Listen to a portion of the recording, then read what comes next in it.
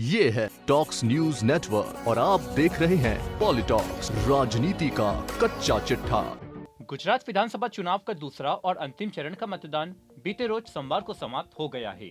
चुनाव के इस दूसरे फेज में 14 जिलों की 93 सीटों के लिए मतदान हुआ है। चुनाव आयोग द्वारा जारी अंतिम आंकड़ों के अनुसार गुजरात में सेकंड फेज में 59.71% मतदान हुआ है। यह आंकड़ा शाम 5 बजे तक का है। हालांकि यह फाइनल डेटा नहीं है। फाइनल आंकड़ों में मामूली बढ़त हो सकती है और दूसरे फेज का यह आंकड़ा 64 से 65% तक जा सकता है। बता दें कि सबसे ज्यादा 65.84% मतदान साबरकांठा में और सबसे कम 54.26% मतदान महिसागर में दर्ज किया गया है। दूसरे फेज में 833 कैंडिडेट्स मैदान में हैं।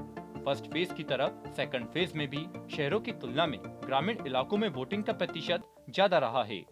यहाँ सबसे पहले आपको यह बता दें कि ऐसी धारणा यानी ट्रेंड माना जाता है कि किसी भी राज्य के चुनावों में मत प्रतिशत का कम होना अमूमन सत्ताधारी पार्टी के पक्ष में होना माना जाता है, जबकि मत प्रतिशत का पिछले चुनावों से ज्यादा होना सत्ताधारी पार्टी के खिलाफ जन आक्रोश यानी एंटी इंकम्बेंसी का प्रतीक होता है।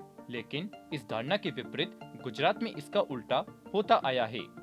मत प्रतिशत का कम होना यहाँ सत्ताधारी भारतीय जनता पार्टी के विपरीत माना जाता रहा। आइए आपको विस्तार से इसकी गणित समझाते हैं। इस बार गुजरात के विधानसभा चुनावों के प्रथम चरण में 63.31% मतदान पड़े हैं। वहीं दूसरे चरण के अनुमानित मत प्रतिशत को जोड़ दे तो गुजरात में औसतन कुल 64% के करीब मतदान हुआ है। अब पिछली बार 2017 में गुजरात में हुए विधानसभा चुनाव से तुलना करें तो इस बार वोटिंग प्रतिशत में 5% की गिरावट देखने को मिली है। पिछली बार गुजरात में 69.2% वोट पड़े थे। अगर गुजरात के पिछले 5 विधानसभा चुनावों पर एक नजर डालें तो जब जब वोटिंग प्रतिशत घटा तब तक बीजेपी की सीटें भी घटी है। पिछले गुजरात विधानसभा चुनावों में बीजेपी को 99 सीटें हासिल हुई थी। अगर इतिहास दोहराया जाता है तो इस बार बीजेपी बहुमत के केवल आसपास ही नजर आएगी। बात करें वोटिंग प्रतिशत गिरने की तो साल 2012 के विधानसभा चुनाव में सिर्फ एक बार ऐसा ही वोटिंग प्रतिशत बढ़ने के बाद भी बीजेपी की सीटें गिरी है। इसके अलावा जब जब वोटिंग प्रतिशत गिरी बीजेपी ने अपनी कुछ सीटें गंवाई है। साल 2017 में हुए विधानसभा चुनाव में 3% कम वोटिंग हुई। इस साल बीजेपी ने अपनी 16 सीटें गंवाई। ये सभी सीटें कांग्रेस के हिस्से में आई थी। बीजेपी को 99 और कांग्रेस को 77 सीटें मिली थी। इससे पहले साल 2012 में 72.5% वोटिंग हुई।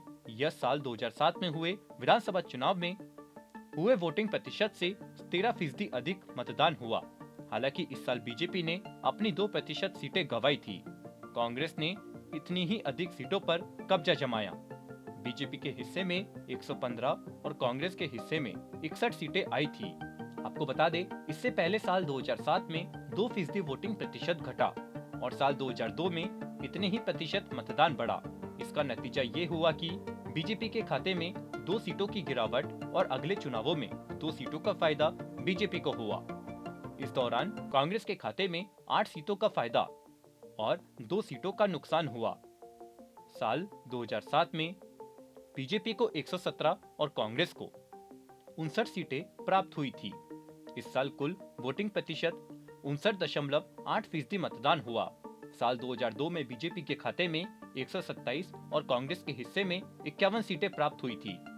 इस साल 61.5% वोटिंग हुई। बता दें, इस बार भी गुजरात में वोटिंग प्रतिशत 5% से अधिक कम रहा।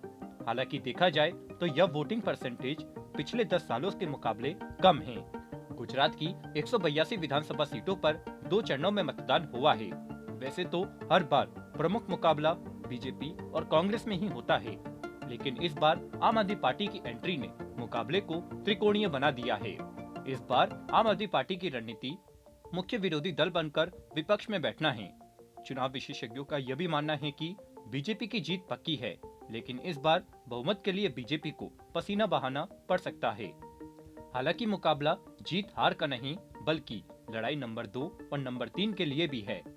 संभावना जताई जा रही है कि आम आदमी पार्टी का प्रदर्शन कांग्रेस को 3 पर खिसकाने में सफल हो सकती है। पॉलिटॉक्स ब्यूरो, गुजरात। ये है टॉक्स न्यूज नेटवर्क और आप देख रहे हैं पॉलिटॉक्स, राजनीति का कच्चा चिट्ठा।